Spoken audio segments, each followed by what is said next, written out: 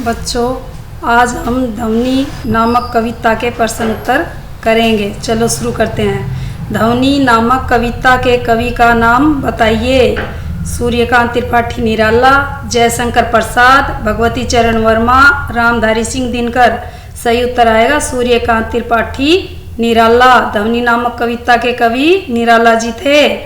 अगला प्रश्न, ध्वनि नामक कविता में किस ऋतु की प्रकृति का वर्णन किया गया है? सर्दी, गर्मी, वर्षा, वसंत। इनमें से सही उत्तर आएगा वसंत। वसंत ऋतु की प्रकृति का वर्णन ध्वनि नामक कविता में किया गया है। अगला प्रश्न, कवि ने अपने जीवन की तुलना किस ऋतु से की है?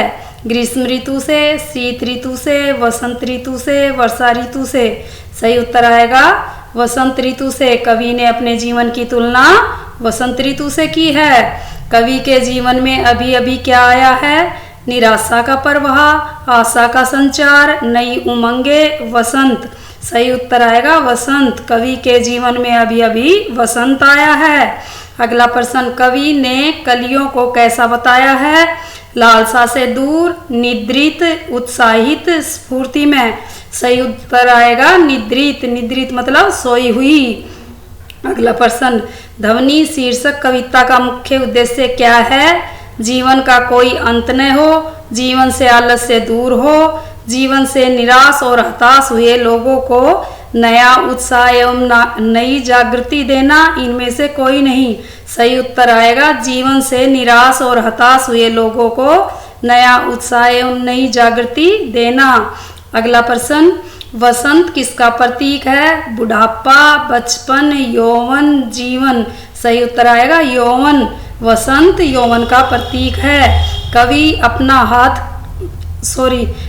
अपना कैसा हाथ कलियों पर फेरना चाहता है? मृदुल, कठोर, मिट्टी का, गोबर का।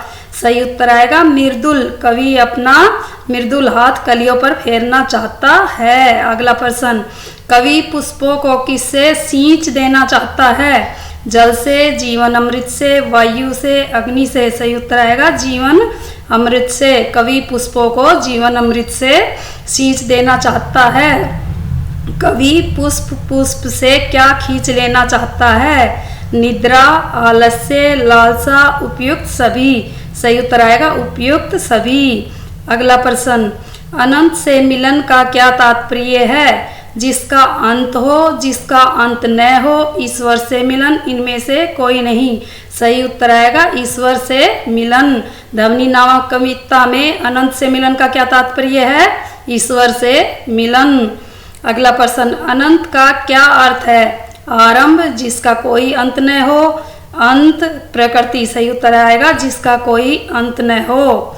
अगला प्रश्न, पुष्प में कौन सा अलंकार है? उपमा, उत्प्रेक्षा, रूपक, पुनरावर्ती। सही उत्तर आएगा पुनरावर्ती।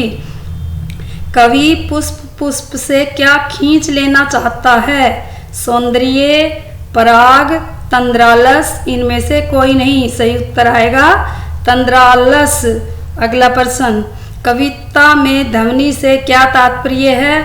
आत्मा या हृदय की आवाज, जीवन में प्रसन्नता, ईश्वर से मिलन, निराशा से मुक्ति। सही उत्तर आएगा आत्मा या हृदय की आवाज। ध्वनि कविता में ध्वनि का तात्पर्य है आत्मा या हृदय की आवाज।